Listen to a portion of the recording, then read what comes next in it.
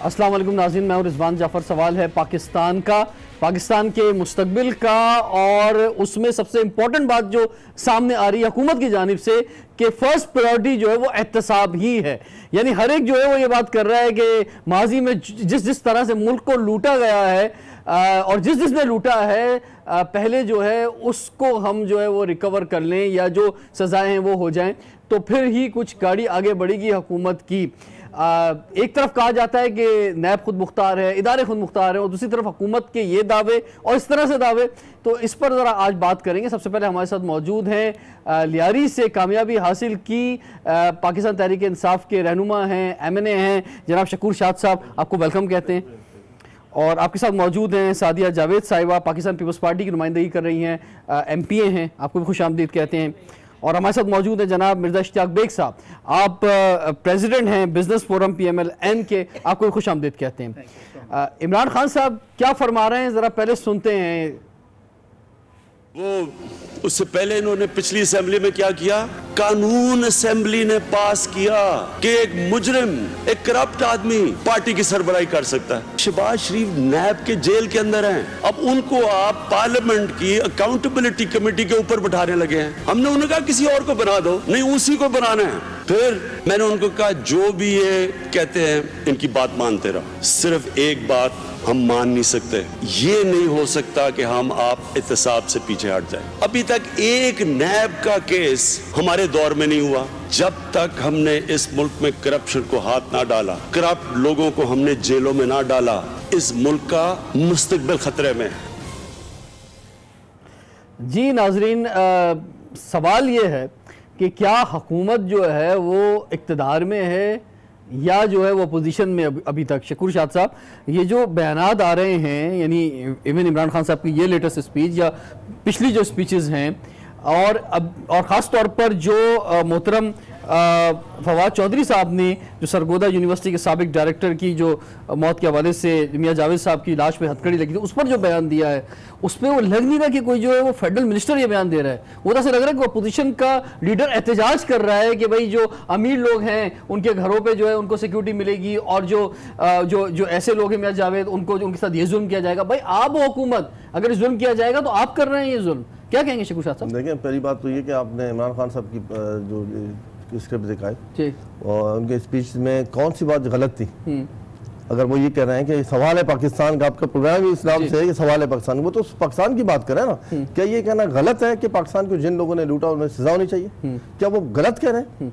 आप फिर सारी जेलें बंद कर देना, या आप छोटे चोर है, मुर्गी चोर को पकड़ के बंद कर दिया आपने, मोबाइल चोर को पकड़ के बंद कर दिया, बाइक चोर को आप रोड के बीच में जला के फौरी इंसाफ का फैसला करते हो, जेलें छोड़ देना, फिर सबको छोड़ देना, इससे कोई इनकार नहीं करता। और पाकिस्तान में आप कहीं भी चले जाएं, हर शख्स ये कहेगा कि जिसने भी कौम का पैसा लूटा है, जिस वजह से आज मुल्क का ये हाल हो गया है, उनको फौरी तौर पर पकड़ा जाए, इससे तो कोई इनकार नहीं है। लेकिन जब हम यही बात हुकूमत से करते हैं और हुकूमती नुमाइंदों से करते हैं, चाहे इस्लामाबाद हो कराची हो, तो ये कहते हैं कि नहीं भाई हम तो कुछ नहीं कर रहे, हम तो सिलेक्टिव जस्टिस की तरफ बात नहीं कर रहे, इदारे खुद मुख्तार हैं। बस एक तरफ आप कहते हैं इदारे खुद मुख्तार हैं, दूसरी तरफ आप कहते हैं कि जनाब किसी को नहीं छोड़ूंगा, मैं डाकुओं से पैसे जो है ना वो लेकर जो यूनिवर्सिटी बनाऊंगा, प्राइम मिनिस्टर हाउस। देखिए, वो इदारे तो अपनी जगह काम कर रहे हैं, लेकिन आप की डिटर्मिनेशन भी शो होनी चाहिए। हुकूमत वक्त की क्या इंटेंशन है।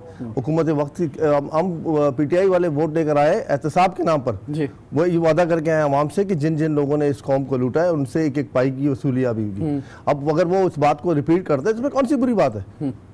ये लेकिन ये जो है एहतसाब की रिकवरी, ये ज़रा मुश्किल काम है, इस पर ज़रा मैं आपसे बात करूंगा। लेकिन पहले सादिया जी, आपके बराबर में जो साहब बैठे हुए हैं, इन्होंने लियारी में जो कि पाकिस्तान पीपल्स पार्टी का गढ़ था, वहां पर कोई और नहीं खड़ा हुआ था, खुद बिलावल भुट्टो जरदारी जो है वो खड़े हुए थे और उनको शिकस्त दी, और बिलावल साहब उसमें दूसरे नंबर पे भी नहीं आए थे, तीसरे नंबर पे आए थे यानी कि सीट पे। तो इसका मतलब जो है वो आवाम रिजेक्ट कर रही है पाकिस्तान पीपल्स पार्टी को, लियारी ने रिजेक्ट कर दिया। नहीं जी, ऐसी कोई बात नहीं है, लियारी ने रिजेक्ट कर दिया। जो हम पहले दिन से बात कर रहे हैं, चेयरमैन साहब की सीट के अभी तक पीपल्स पार्टी को तमाम फॉर्म 45 नहीं मिले। और मैं उस इलेक्शन में खुद काम कर रही थी, मुझे पता है कि वहाँ किस तरह और किस तरह से इलेक्शन हुआ है। और जो लोग ये सोचते हैं कि लियारी ने हमें रिजेक्ट कर दिया, ऐसा गलत फहमी है। इसीलिए हम कहते हैं ना कि इलेक्शन जो ये वाला हुआ, हम क्या कहते हैं, अब तो फाफन कहती है कि जी 75% जो है वो फॉर्म 45 ही नहीं मौजूद। हम क्या कहते हैं, लेकिन वो ये भी कहते हैं कि माजी में जितने इलेक्शन हो उनके मुकाबले में ये शफाफतरीन इलेक्शन था। नहीं, ये तो देखे ना, ये तो कोई नहीं मानता। जो पिछली बार इत्तेफाक ये था कि ये अकेले थे सेलेक्ट पार्टी कि इलेक्शन मुनसिफाना नहीं हुआ, शफाफ नहीं हुआ, और कंटेनर में खड़े थे जो आज तक वो कंटेनर से नीचे ही नहीं उतरे, आज तक खड़े हैं। हुकूमत बन गई, 5 साल गुजर गए, नई हुकूमत आ गई, इलेक्शन हो गया। वो तो खुद कहते हैं ना कि मेरी बीवी मुझे बताती है रोज सुबह के आप प्राइम मिनिस्टर बन गए। मैं भी लियारी में दोबारा आता हूँ, फिर आगे बढ़ना है मुझे, बहुत सारे इश्यूज हैं। जी जी जी, जो कह रही है ना कि लियारी में वो सिलेक्ट, अगर मेरी सिलेक्शन है, मैंने रोज अव्वल से इनको चैलेंज किया हुआ है, चाहे आप चैलेंज करें, फॉरेंसिक कराएं, थंब इंप्रेशन चेक करवाएं, आपके पास पैसों की कमी नहीं है, ठीक है ना, 20-25 लाख रुपए खर्च करें और वो फिर दूध का दूध पानी का पानी हो जाएगा। दोबारा इलेक्शन करा दें, दोबारा इलेक्शन करा दें, दोबारा इलेक्शन करा दें, दोबारा करने को तैयार है, बिल्कुल कराने को तैयार हूँ। और लियारी की आवाज। और दूसरी बात मैं आपको बताऊं कि ये बड़ी संजीदा बात थी, इनको संजीदगी से इस इलेक्शन को लेना चाहिए था।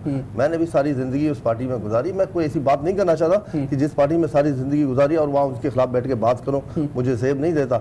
लेकिन जो बात इन्होंने छेड़ी है ना, वो ये है कि आप तस्लीम कर रहे हैं कि लियारी में आपको शिकस्त हुई है, उन्हें 2 लाख वोट आपके खिलाफ पड़े हैं।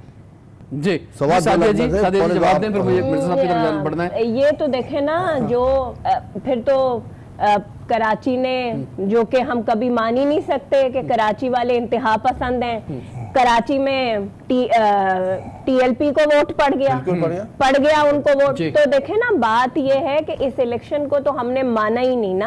आपके ना मानने से क्या होता है, इससे बेहतर इलेक्शन नहीं, इससे ज्यादा फेयर इलेक्शन मैंने अपनी जिंदगी में कम से कम नहीं देखे। मैं 77 से देखता आ रहा हूं। अच्छा, चलिए पाकिस्तान की तमाम, लेकिन अगर ये इलेक्शन मशकूक है तो सिंध में आपकी हुकूमत है, तो फिर आपकी हुकूमत कैसे बढ़ गई? पूरे सिंध में कैसे बढ़ी है? फिर तो इसका मतलब फिर वो अगर ये यहाँ पे सही है तो वहाँ पर भी मशकूक होंगे।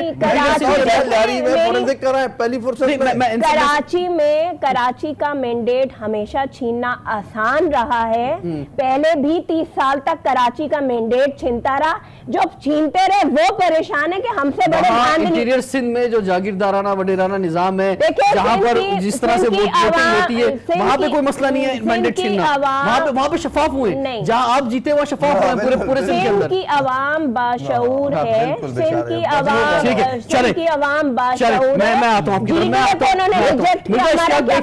मैं जरा, क्योंकि लियारी से की साहब का मामला, मिर्जा साहब जरा फरमाएं कि आप खुद एक बिजनेस लीडर भी हैं और फेडरेशन से भी आपका ताल्लुक है, और आपसे ज्यादा कौन इस बात को समझता होगा कि मुल्क का पैसा जो है, जो कि बड़ा इंपॉर्टेंट पैसा है, ये मुल्क पे ही लगना चाहिए, ये किसी सूरत में जो है करप्शन नहीं होनी चाहिए। आज जो ब्रांडिंग पहले तो खाली सिर्फ जरदारी साहब के नाम से जुड़ती थी, बहुत मज़रत के साथ, लेकिन आज ये नवाशी साहब के साथ भी जुड़ गई है कि जनाब इन्होंने जो है वो जो कुछ दुनिया में बनाया है, इस मुल्क का पैसा जो है लूट के बनाया है। तो अभी जो इमरान खान साहब फरमा रहे थे, इस पर आप क्या कमेंट देना चाहेंगे? रिस्वान, देखिए, आज आपने जो अभी इंट्रो में देखा है, जो इमरान खान साहब 100 दिन से वो यही कह रहे हैं कि जनाब चोरों को पकड़ूंगा, और इसके अलावा आप यकीन करें, मैं वाइस प्रेसिडेंट फेडरेशन का रहा हूँ। इकॉनमी की ये हालत है कि कुछ अरसे बाद आप देखेंगे कि डिफ़ॉल्ट हम कर जाएंगे। इस वक्त स्टॉक एक्सचेंज को ले लें, जो हालत है, अरबों रुपए लोगों के डूब गए हैं। रियल एस्टेट को ले लें, कोई इन्वेस्टमेंट नहीं हो रही है। अब तो लोगों ने रियल एस्टेट के अंदर जी हाँ, अच्छा, ये जो हाईवेज का खुला है कि 100 दिन में कोई कंस्ट्रक्टिव काम मेरा भाई बतला दें कि मईशत के सिलसिले में बात करूंगा जिससे एक आदमी की जिंदगी में बेहतरी आई हो। देखिए, जिस वक्त आप वाइस प्रेसिडेंट थे ना सर पिछले साल, उस वक्त नवाज शरीफ साहब की हुकूमत थी, आपको पता है 2013 से 13 साल में हाईएस्ट जीडीपी कब आई है? जब मियां नवाज शरीफ साहब गए हैं, 5.8% की जीडीपी आई है 13 साल में, सबसे हाईएस्ट। उसके बाद डॉलर आपने देख लिया कि किस रेट के ऊपर था, 105 के ऊपर छोड़ के गए हैं। उसके बाद आपने देखा 2000 जो थे रेवेन्यू थे, 2013 में 4000 अरब के रेवेन्यू छोड़ के गए। देखिए, there is no two way about one thing कि एहतसाब करें जी, हम कब कह रहे हैं कि एहतसाब नहीं करें। आई टोटली एग्री कि चोरों को पकड़ना चाहिए, टोटली एग्री एहतसाब होना चाहिए, मगर एहतसाब क्या सिर्फ अपोजिशन के लिए है सर?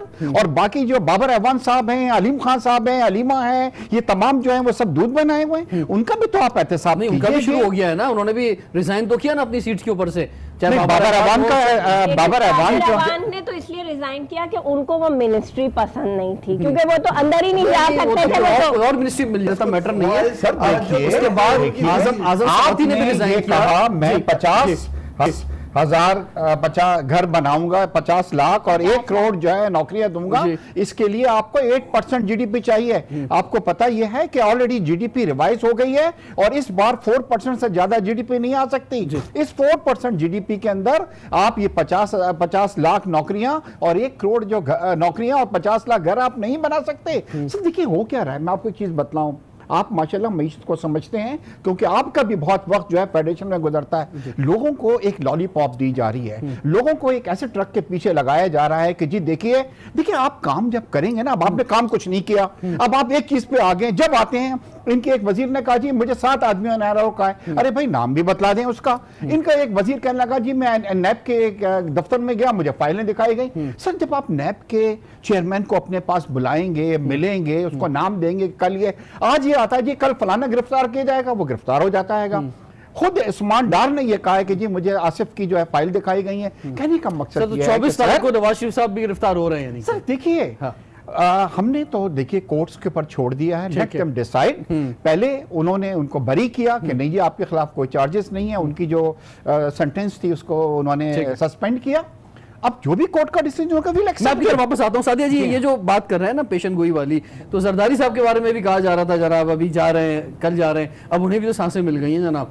अब 24 तारीख है, पहले फिर 7 जनवरी है, अब कुछ थोड़ा सा टाइम मिल गया है। अब आप क्या प्लानिंग कर रहे हैं? अगर जो है वो वैसे तो अंदर बाहर जाना आप लोग कहते हैं कोई बात ही नहीं है, जेल को फेस करना, लेकिन अगर जाते हैं तो क्या करेगी पाकिस्तान पीपल्स पार्टी? देखिए एक तो पहली बात जो आपने, क्योंकि मैं आपको देख रहा था आप भी हर जगह पेश थी और हर जगह मौजूद थी। जो बात कर रहे हैं ये बिल्कुल सही है कि पीपल्स पार्टी के लिए ये एहतसाब, इंतकामी एहतसाब कोई नया खेल नहीं है, हमेशा हर दौर में हुआ है। जरदारी साहब की यानी जिसने मुल्क को लूटा है, आपकी बात नहीं कर रहा मैं, किसी ने भी मुल्क को लूटा है, जब उसको पकड़ा जाएगा तो वो यही कहेगा कि जनाब ये मेरी बात सुने, जरदारी साहब के खिलाफ 27 साल मुकदमे चले हैं, 11 साल उन्होंने जेल काटी, और जब वो जेल से भी छूटे, या जो लोग कहते हैं कि जी उनके खिलाफ केसेस खत्म, तो हमने खुद नहीं खत्म किए। जब वो प्रेसिडेंसी से उतरे हैं, वो कोर्टों में पेश हुए हैं और कोर्टों ही ने पाकिस्तान की उनको बाइज्जत बरी किया है।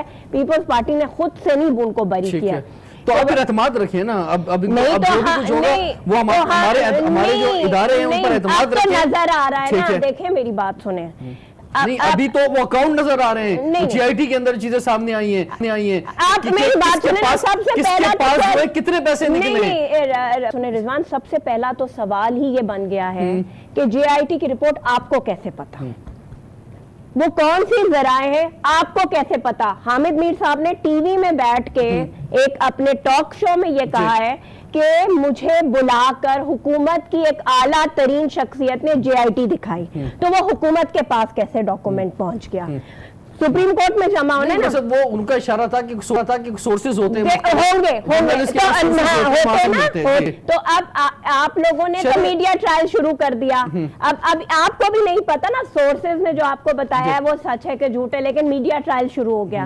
देखिए अब मीडिया ट्रायल शुरू हो गया। मैं सबसे कल से ये बात कर रही हूँ कि अगर कल जो या पीर को जो जेआईटी सुप्रीम कोर्ट में जमा हुई, जो इतनी लंबी चार्जशीट जारी कर दी गई है टीवी के तहत, और जरदारी साहब को उसके हिसाब से और मैडम फरियाल तालपुर साहिबा को उसके हिसाब से सजा हो जानी चाहिए, पीर की शाम को उनको जेल हो जानी चाहिए, तो वो अगर वो गलत साबित हुई तो क्या वो मीडिया के एंकर या वो हजरात जिन्होंने उस पर बात की है वो माफी मांगेंगे? बिल्कुल उन्हें माजरत करना चाहिए कि अगर वो बात सामने नहीं आती है तो। जी वेरी क्विक जी, समझता हूँ कि यहाँ बैठा है अदालती कामों में हम बहस करें, हमें ज़ेब नहीं देता, हमें अगर अपने इदारों पर एतमाद है तो उन पर छोड़ने चाहिए। हमें अपने मुल्क के मसाइल पे बात सर, इदारों पे तो एतमाद नहीं कर रहा है, ये तो कर रहा है, ये तो मसला है सबसे बड़ा मसला है। हाँ। हमें अदालतों माद है तो उन पे नहीं, जुडिशियल मर्डर भी है भुट्टो साहब का, वो भी अदालती फैसला है ना, अदालतों ही ने उसको उसमें पीएलडी में शामिल नहीं किया। मेरी बात सुनिए, अदालतों ही ने नहीं शामिल किया ना, तो इसमें दो राय है ही नहीं। तो बात ये कि मैं भी कहता हूँ कि वो अदालती कत्ल है, तो मैं भी मानता हूँ भुट्टो साहब को तो खैर वो एक आदमी जिसने 11 साल नॉन कन्विक्शन पे जेल काटी। लेकिन मेरे ख्याल में इस वक्त मुनासिब नहीं है कि हम इनको इस तरह मीडिया को में बैठकर अदालती चीजों को डिस्कस करें। ठीक है, सब जुडिस मैटर्स को बिल्कुल बहुत मुनासिब आपने बात की, बहुत अच्छी बात की शेखुर शाद साहब। ये बहुत है कि एक गरीब आदमी, इस मुल्क की मेजॉरिटी मुतवस्सत तबका जो है, और ख़ास तौर पे वो लोग, वो 9 लाख केसेस जो इंतज़ार कर रहे हैं कि उन पर फैसला हो, वो लोग जो कई सालों से जो है इस वक्त जेल में मौजूद हैं और उन्हें सिर्फ तारीख पे तारीख मिल रही है, तो उन सब के लिए बहुत इंपॉर्टेंट सवाल है कि हमारे इदारों का एतमाद बहाल रहे, और जिसने भी इस मुल्क में लूटा है, किसी भी तरह से लूटा है, चाहे वो किसी भी पार्टी से हो, वो एहतसाब होना चाहिए, चाहे वो खुद पीटीआई से क्यों ना हो, कहीं से भी हो, एहतसाब होना चाहिए, क्योंकि एहतसाब होता नहीं है। मतलब ये मीडिया पे बातें जरूर हो जाती हैं, लेकिन उसके बाद ये होता है कि जनाब बरी हो रहे हैं लोग, सिर्फ तारीख मिल रही है, कुछ फैसले सामने नहीं आते। भाई इस मुल्क में जो हाल है, लोगों का जो पैसा था वो जो लगना चाहिए था लोगों पर, वो नहीं लगा, वो करप्शन में चला गया, तो फिर एहतसाब जो बहुत जरूरी। ब्रेक के बाद कंटिन्यू करते हैं। सवाल है पाकिस्तान का। Welcome back. सवाल है पाकिस्तान का, इसलिए हम बात कर रहे हैं एहतसाब के अमल के हवाले से कि उसमें कहीं कोई शक नहीं रहना चाहिए, बल्कि ये बड़ा ट्रांसपेरेंसी जो बहुत ज़्यादा ज़रूरी है। मिर्ज़ा इश्तियाक बेग साहब, क्योंकि आपका बिज़नेस कम्युनिटी से भी ताल्लुक़ है, तो मैं इसलिए बार बार मेरा उस तरफ जहन भी चला जाता है। बहुत ज़्यादा ज़रूरी है कि मुल्क सियासतदानों ने चलाना है, ठीक है, और 3 बड़ी सियासी जमातें हैं। यहाँ पर बात की जा रही है कि जनाब ये पीपल्स पार्टी की हुकूमत ने मुल्क को लूटा, फिर पिछली हुकूमत की बात की जा रही है कि नवाज शरीफ साहब की हुकूमत में जो है बहुत ज़्यादा करप्शन हुई, और उसमें दोनों की जायदादें और बाहर जो चीज़ें हैं वो सारी वो दिखाई जा रही हैं। फिर ये 2 पार्टियाँ जिसमें आप भी शामिल हैं, नून लीग, ये फिर पीटीआई के जो लोग हैं उनके नाम को पुकार रहे हैं। तो ये मतलब इस सारे खेल के अंदर जो है, ये सियासतदान अगर सभी का बुरा हाल हो जाएगा तो ये मुल्क कौन चलाएगा, कैसे चलेगा मुल्क, ये फरमाएं। जाफर, आपने बिल्कुल सही कहा कि देखिए इस वक्त हमें बहुत ज़रूरत है कि हम मईशत पे तवज्जो दें, और मैं हर अपने इंटरव्यू में, अपने कॉलम में भी मैंने कहा है कि एक मिसाक मईशत होनी चाहिए, यानी कि मईशत पे तमाम जमातें जो हैं वो एक पेज पे आए और मईशत पे तवज्जो दें। इस वक्त क्या हो रहा है, मईशत पे तवज्जो नहीं दी जा रही है। 100 दिन से पार्लियामेंट में भी कही गई, पार्लियामेंट में भी आवाज आई इंसाफ की जमहूरियत की, एक ही रिकॉर्ड और चल रहा है। पब्लिक अकाउंट्स कमेटी के चेयरमैन जो है नवाज शरीफ साहब बन गए हैं, कायमा कमेटी, और सॉरी शहबाज शरीफ साहब बन गए हैं, और एक ही बात है, शहबाज शरीफ नवाज शरीफ, चले शहबाज शरीफ साहब बन गए, और फिर उसके बाद जो है मुख्तलिफ जो कायमा कमेटीज हैं उसमें भी वो डिस्ट्रीब्यूट होंगी अपोजिशन के पास चीजें। तो अब कुछ ऐसी वर्किंग बन रही है कि पार्लियामेंट आगे बढ़ेगी। जी हाँ। दूसरा मैं जाफर आपको बतला रहा हूँ कि पीटीआई इतनी लकी पार्टी है कि उसको चैलेंजेस नहीं मिले। जो चैलेंजेस नून को मिले थे, 2 बड़े चैलेंजेस थे उनके पास, law and order situation, and Jafar you know Karachi में आप रहते हैं कि कराची की क्या हालत थी, वो हालात से 12-12 घंटे हमारी फैक्ट्रियां बंद रहती थी। ये 2 बड़े चैलेंज थे, इन्हें कोई चैलेंज नहीं मिला। $16 बिलियन हुकूमत गई है, $16 बिलियन जो थे वो हमारे स्टेट बैंक में थे, जो कि कम होते होते आप नीचे आ गए। दूसरा, अभी आप लियारी का जिक्र कर रहे थे कि आपके भाई का शहबाज शरीफ साहब को मैंने कहा कि सर सब बड़े लीडर कराची से लड़ रहे हैं, आप भी कराची से लड़ें, और वो बल्दिया से उन्होंने इलेक्शन लड़ा। आपको पता है क्या हुआ है? 600 वोट से उनके अपोनेंट को, वाडा साहब को जिता दिया गया। आज हम हर फोरम पे जा रहे हैं, कुछ नहीं करें सर, एक रिकाउंटिंग करा दें। कैन यू इमेजिन कि हमें एग्जॉस्ट कर दिया गया है, और हमें ये नहीं है कि 600 वोटों की हम दोबारा रिकाउंट करा दें। कैंसिलेशन वोट सर वो तो कोई 10,000 के करीब कैंसिलेशन कर दिए, और 600 वोट से जितवा दिया, और एक एमपीए जो था उसको 200 वोट से हरा दिया। अब हम गए हैं जनाब, हर फोरम पे कमीशन में गए, हर जगह गए, और वो क्या कह रहे हैं कि नहीं जी आपको कोई राइट नहीं। तो ये मैं आपको बतला रहा था कि कितने मुनसिफाना जो है। अब आ जाइए, देखिए शहबाज शरीफ साहब ने एक चीज कही है असेंबली के अंदर, और उन्होंने कहा है कि मैं कोऑपरेट करने को तैयार हूं, चाहे वो आप नया सूबा बना रहे हैं उस पर भी मैं कोऑपरेट कर रहा हूं, आपकी जो अच्छी पॉलिसीज हैं, क्योंकि सियासी, हम नहीं चाहते कि पीटीआई जो है वो सियासी शहीद हो ताकि लोगों की सिंपैथी उनके साथ हो। और आप यकीन करें कि जिन लोगों ने पीटीआई को वोट दिया था, आज वो कह रहे हैं कि हम किस तरह कफारा अदा करें इस चीज का, क्योंकि बिजनेस जो कम्युनिटी है इलेक्शन लड़ने को तैयार है। शकूर शाह साहब आप कह रहे हैं, लोग कह रहे हैं कि हमने कहां वोट दे दिया। हम ये कह रहे हैं कि मईशत का आप यकीन करें कि कराची के जो टॉप बिजनेसमैन जिन्होंने सपोर्ट किया, जिन्होंने फाइनेंशियल सपोर्ट किया, जब हम आपस के अंदर बैठते हैं वो कहते हैं यार हो क्या रहा है, हमें कहां मईशत जा रही है। हम लाए थे कि मईशत में बेहतरी आए, एक आदमी जो है गरीब आदमी उसकी जिंदगी में बेहतरी आए। क्या ये चीज हुई है? नहीं हुई। कब तक हम ये रिकॉर्ड को देखते रहेंगे कि जी पकड़ो हम खुद कह रहे हैं पकड़ो चोर को, जी पकड़ी है, पैसे रिकवर करें, जो पैसे बाहर गए लेके आइए, मगर कुछ और भी काम आप करके दिखाइए। मैं आपकी तरफ वापस आता हूं। शकूर शाह साहब ये कह रहे हैं कि कोई चैलेंज जो है वो पीटीआई को नहीं था जब ये हुकूमत में आई। अच्छा एक मिनट, इसमें एक चीज का मैं इजाफा करता जाऊं कि एक तो पॉजिटिव बात और भी है, वो ये है कि हमारी अदलिया हो, हमारे एस्टेब्लिशमेंट हो और हुकूमत हो, मतलब सब एक पेज पे नजर आते हैं, मतलब इमरान खान साहब के, लेकिन कोई चैलेंज नहीं है। नहीं, बल्कि वो हुकूमत वक्त की फौज वैसे भी क्लियरिफिकेशन हो गई। ठीक है, तो ये बात करिए, मैं कुछ कहूंगा नाराज हो जाएंगे जी। आप कह रहे सर, आपने पीपल्स पार्टी छोड़ दी, लेकिन पीपल्स पार्टी के खिलाफ आज भी आप बोलने को तैयार नहीं। पीपल्स पार्टी की भी बात सर आपने जलसे कैसे किए, फिर मुझे बताइए। जलसे आप आए थे, आपने देखा भी था, उस वक्त भी देखा था, आपने प्रोग्राम करके 2 प्रोग्राम भी किए, आपने देखा प्रोग्राम किया, नौजवानों का जज्बा भी आपने देखा वहां पर, ठीक है ना। उसकी बात नहीं हो रही, बात ये हो रही है कि ये मुल्क मेरा भी है, आपका भी, आपका भी है। हमें मुल्क की बात करनी चाहिए, हमें अपने इदारों को मजबूत करना चाहिए। ये कल नवाज शरीफ कितना जिएगा, इमरान खान साहब कितना अरसा जिंदा रहेंगे, शहबाज शरीफ कब तक जीते रहेंगे, जरदारी साहब की क्या उम्र होगी। सर उनके बच्चे आ जाएंगे ना। मसला ये कि अपने इदारों को मजबूत करना चाहिए। अच्छा। आप अगर बरतानिया की तारीख उठाकर देखें तो उनकी तारीख में भी आपको बहुत सारे नशे मुफरात मिलेंगे। उनका दस्तूर, रिटर्न दस्तूर जो है छोटा सा है, लेकिन रवायात को जन्म दे। ये जो उन्होंने बात की कोई चैलेंज नहीं है हुकूमत को, कोई चैलेंज नहीं था।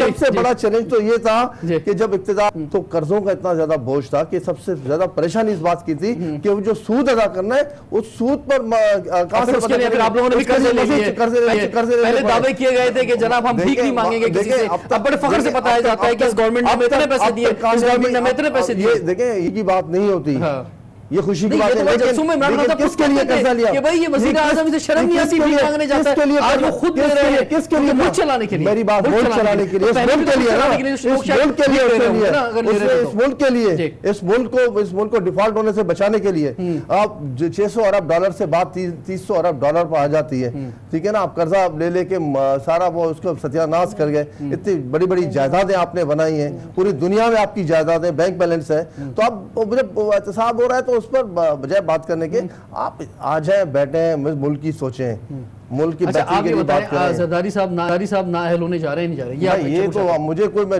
नजूमी नहीं हूँ, मैं कोई नजूमी नहीं हूँ। पीटीआई ने इनके खिलाफ रेफरेंस दायर किया है। मेरी बात सुने, न्यूयॉर्क की मैनहट्टन की जो, देखें, मैं नजूमी नहीं हूँ, कोई बाइक में गई है, इलेक्शन कमीशन में गई है, इलेक्शन कमीशन को फैसला करने थे, अदालतें आजाद है। तो अगर मुझे ऐसा लग रहा है सादिया जी, इतनी जायदादें, इतना कुछ है, वैसे तो दूसरों के नाम होता है सब कुछ, अपने नाम तो बहुत कम चीजें होती हैं, लेकिन गलती से कोई अपने नाम भी रह गई तो बताना भूल गए, बस रह गया, ऐसा हो गया। ऐसी बात नहीं है।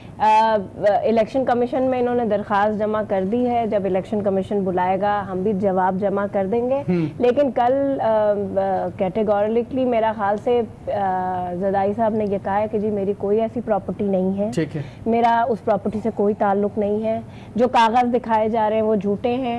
मैं वही कह रही हूँ ना कि जो लोग वो दिखा रहे हैं, जो लोग वो बता रहे हैं, और अभी इंतजार कीजिए, इस पे यू टर्न आएगा, जरदारी साहब की प्रॉपर्टी ऑफ अमेरिका पे यू टर्न आएगा। इंतजार कीजिए, फिर कहेंगे कि जी वो कोई बात नहीं। वो तो देखें, चीख के एहतसाब जो है ना, वो चीख के नहीं होता। अगर आप कुछ करना चाहते हैं, अक्रॉस द बोर्ड अकाउंटेबिलिटी, हमें कोई एतराज नहीं, अक्रॉस द बोर्ड अकाउंटेबिलिटी। ये हम नवाज शरीफ साहब से भी कहते रहे, ये बात हम इनसे भी कह रहे हैं। और दूसरी बात ये कि अक्रॉस द बोर्ड करें। मैडम अलीमा खान की हमने मनी ट्रेल मांगी है FBI से, उनके खिलाफ भी JIT बननी चाहिए। जहांगीर तरीन के खिलाफ सुप्रीम कोर्ट को खुद ऑर्डर करना चाहिए था, जैसे वो सबके खिलाफ करते हैं कि वो JIT बनाए। अब देखे ना, कल वो जो प्रोफेसर साहब की हलाकत हो गई है, पहले तो कितना भी पुरसा की ताज़ियत की जाए वो कम है। आपको पता है वो जो मीडिया में नहीं आ रहा, मीडिया रिपोर्ट नहीं हो रहा, उनकी तबीयत खराब हुई है, उनको अस्पताल लेके गए हैं। तो जब वो अस्पताल पहुंचे तो वो मर गए हैं। अस्पताल जब वो पहुंचे वो मर चुके थे। तो डॉक्टर्स ने कहा हथकड़ी खोलो, तो जो जुडिशियल पुलिस थी वो भाग गई कि मतलब ये तो मर गया बंदा, अब भाग गई है। बाहर से किसी को बुलाया गया, आरी काट के उससे काट के, मतलब ये हद है। इसमें शकूर शाह साहब मसद ये फवाद चौधरी साहब तो इस तरह बयान दे रहे हैं मतलब जैसे वो इंसानियत गलत बात है। मसद वो लग रहा है अपोजिशन लीडर है, वो कह रहे हैं कि जनाब ये क्या हो रहा है इस मुल्क के अंदर, भाई आपने करना है ठीक है। देखें बात सुनिए जी, ये इस तरह के बेशुमार वाक़यात पहले भी हुए। पुलिस की ज़्यादतियाँ कोई मजाक बात नहीं, मामूली बात नहीं। इस वक्त मैं आपको बताऊं, लियारी में एक रिटायर्ड पुलिस अफसर ASI, मामूली ASI, वो अपनी पूरी टीम चला रहे हैं। AIG साहब से मैंने बात की, शिकायत की, कहते हैं हमारा मैटर हम क्यों करें, भले हमारा बंदा है, हमारे काम करें। यानी एक रिटायर्ड पुलिस एहलकार लोगों को घर से पकड़ता है और ले जाके एक निजी टॉर्चर सेल बनाया हुआ है, वहाँ रखता है और वहाँ से फिर बात तय होती है। परसों रात को भी एक बंदे को उठाया था, 30,000 रुपये लेके छोड़ दिया। इस तरह की ज़्यादतियाँ होती रही, इसके खिलाफ हमें मुत्तहद होकर बात करनी पड़ी, इससे पार्टी से बालातर होकर बात करनी चाहिए। मैं जब इस तरह की ज़्यादती मैं भी उसकी तरदीद करता हूँ। एक ज़्यादती की इंतहा है कि एक डेड बॉडी पर हथकड़ियां लगी हो, उसको आप अप्रिशिएट करेंगे, ठीक है, कंडम करना है मैं सबको। ठीक है, मैं टाइम जरा ब्रेक का हो गया, फिर ब्रेक के बाद कंटिन्यू करते हैं सवाल है पाकिस्तान का।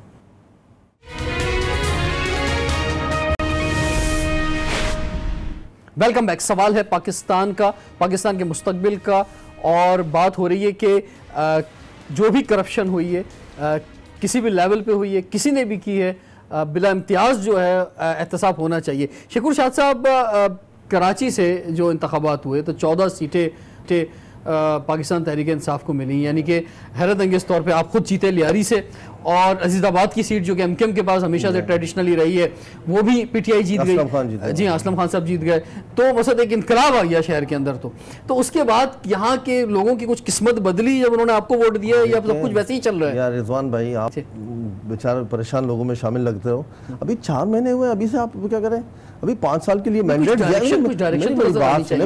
बिल्कुल है। मैं आपको 5 साल बाद जब आप प्रोग्राम कर रहे होंगे, पता नहीं मैं होऊंगा नहीं होऊंगा दुनिया में, आप होंगे नहीं होंगे, लेकिन इंशाल्लाह ताला ये शहर एक बेहतरीन शहरों में शुमार होगा। इसका कराची दुनिया के बेहतरीन शहरों में से एक शहर बनेगा और इतनी डेवलपमेंट होगी कि आप खुद। लेकिन जो पावर्स हैं वो 18वीं तरमीम के बाद ज्यादा जो हैं वो पाकिस्तान पीपल्स पार्टी के पास हैं। और सादे जी, एक सूरत हाल ये कि वफाक मदद करना चाहता है, लेकिन सूबा जो है वो शायद मदद लेना नहीं चाहता। वो कहता है कि जनाब गवर्नर के थ्रू ना दो, हमें डायरेक्ट दो। दूसरी बात ये कि अपेक्स कमेटी से भी गवर्नर साहब को आपने हटा दिया है, और मसद विफाक का एक रोल होता है। अब आप अगर वो वहां से अनाउंस कर रहे हैं तो फिर यहाँ पे आप एक्सेप्ट करें। अच्छा, एक मिनट, बात ये कि अपेक्स कमेटी का गवर्नर कभी नहीं थे, उनको स्पेशल इनविटेशन पे इनवाइट किया जाता था।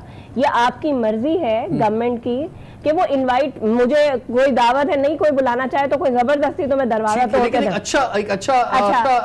वफाक के नुमाइंदे के तौर पे वो तो बेचारे पार्टी रहते हैं, हर रोज तो PTI का इजलास होता रहता है गवर्नर हाउस में।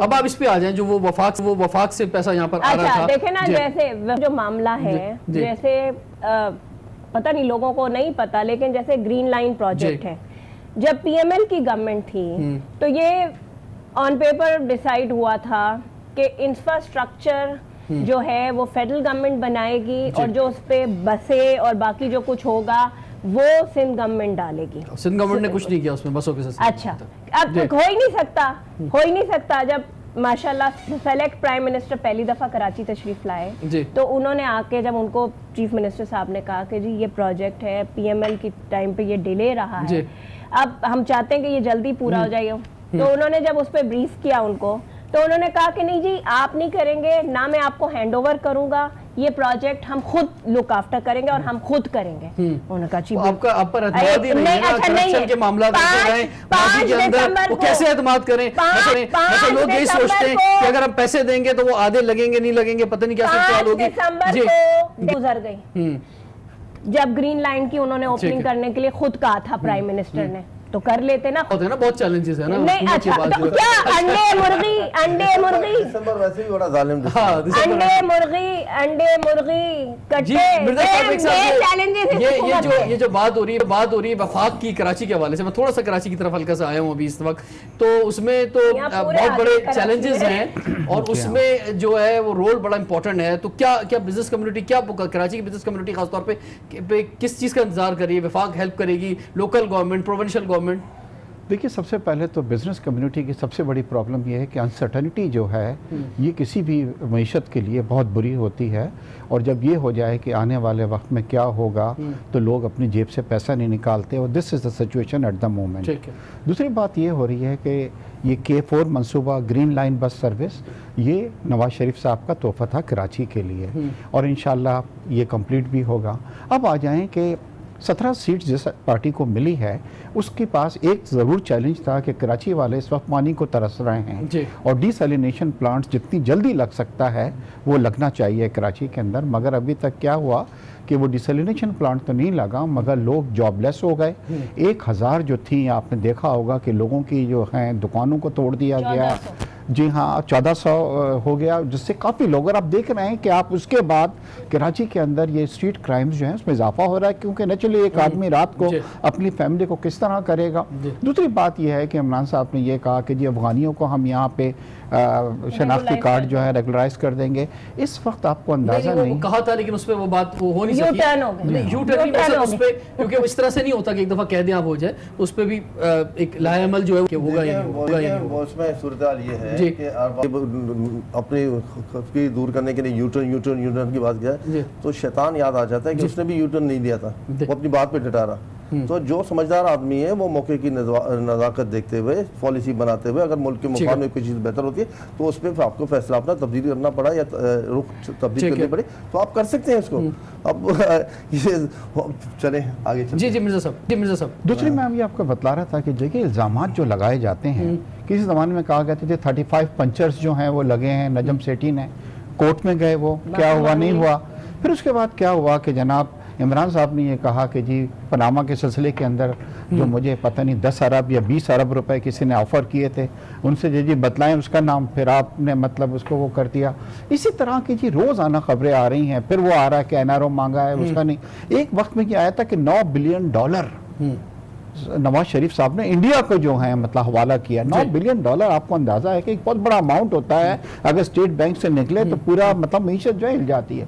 देखिए मेरी अब रिक्वेस्ट ये है कि खुदारा ब्लेम गेम को खत्म करें, इदारों को छोड़ दें, let them do the accountability.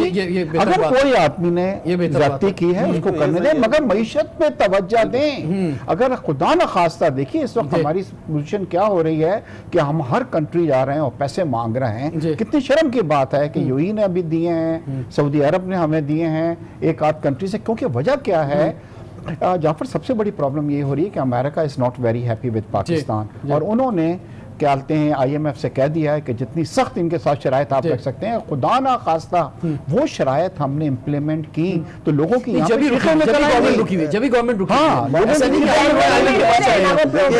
और ऑप्शंस होते हैं। एक बात की बेग साहब ने आवाज में दोस्त ममालिक से जाके पैसे ले रहे हैं मुल्क का खर्च अदा करने के लिए, मुल्क की मैशत की खातिर, उस पर सही तरीके से खर्च करने के लिए। उस वक्त उन हुक्मरानों को शर्म नहीं आई, उस वक्त हुक्मरानों को शर्म नहीं आई जिन्होंने इस कौम के नाम पे पैसे लिए और अपनी जायदादें बनाई। जब हर प्रोजेक्ट में किकबैक्स लिए वो नहीं क्यों इस्तेमाल कर सकते, कैसी बात कर रहे हैं? नहीं इस्तेमाल करने के लिए लेते रहे, उस वक्त शर्म नहीं है। आज मुझे ये बताएं शकूर शाह साहब, ये बड़ा इत्तेहाद लग रहा है पीपल्स पार्टी में और नून लीग के अंदर, एक जैसी बातें आ रही है। वो एक शेर याद आ रहा है कि अपनी बेवफाइयों ने हमें यकजा किया, न तू मेरा था न मैं तेरा था। कि आप अपोजिशन को टारगेट कर रहे हैं अच्छा, और इंतकामी कार्रवाई का आप वो कर रहे हैं। आपने रोजाना एक नई चीज जो है मिनिस्टर छोड़ देते हैं कि आज ये देखिए मैं आपको एक चीज बतलाऊं शहबाज शरीफ साहब ने ये पार्लियामेंट में कहा है कि अगर छोड़ दें आप लाखों की करोड़ों की, एक पैसे की अगर साबित हो जाती है मैं सियासत छोड़ दूंगा। उस आदमी ने लाहौर की जो थी पूरी सिनारियो चेंज कर दिया, शक्ल उसने चेंज कर दी। आप जाएं कराची वाले तो आप एहसास महरूमी का शिकार होके आते हैं वहां से। अब उसके बाद क्या हुआ, आपकी तरफ आता हूं, नहीं लग रहा आपकी चैनल पे शायद वो ज़मीनी रेफरेंस भी फाइल हो गया, उसमें बहुत कुछ 1340 अरब रुपए सिर्फ फवाद हसन फवाद के निकले। सब ठीक है, कोई मामूली बात है कि इन्होंने जो बात की बेग साहब से शायद इदारों को काम करने दे, आम आदमी के इदारों को काम करने दे आप तालीम, सेहत, मईशत, इतने सारे चैलेंजेस हैं, इतने सारे तरक्याती काम, इतने चैलेंजेस हैं, आप उस तरफ फोकस करें। बिल्कुल हमारे सामने मौजूद है और सीपेट के बारे में जाफर एक बात अगर मैंने नहीं कही तो मेरे ख्याल से बहुत बड़ा मैं गुनाह करूंगा। आपको पता है इनके मिनिस्टर ने क्या फाइनेंशियल टाइम्स को उसमें कहा है कि हम दोबारा रिविजिट करेंगे। कुछ कहना चाहेंगे? मैं कर रहा हूं आपसे बात। ये जो बातें कर रहे हैं वो बिल्कुल कंटेनर से उतर आए, हुकूमत करने लगे और पाकिस्तान के लिए कह रहे हैं ना, हम सोच रहे हैं हुकूमत कहना चाह रहे हैं, उस तरह हम हुकूमत नहीं करेंगे। मतलब नहीं, जो खुद ही देखे ना अपनी हुकूमत ये कहना चाह रहे हैं, इस तरह की हुकूमत हम नहीं करेंगे। मैं कहा कि मिनटों में इलेक्शन हो सकता है। हुकूमत जो बहुत शुक्रिया कि आप तशरीफ लाए, स्टूडियो में तशरीफ लाए। सादिया साहिबा आपका बहुत बहुत शुक्रिया कि आप तशरीफ लाए। मिर्जा इश्तियाक बेग साहब आपका बहुत बहुत शुक्रिया, आप सबने ज़बरदस्त ख्यालात का इजहार किया। रिजवान जाफर को इजाज़त दीजिए, सवाल है पाकिस्तान का।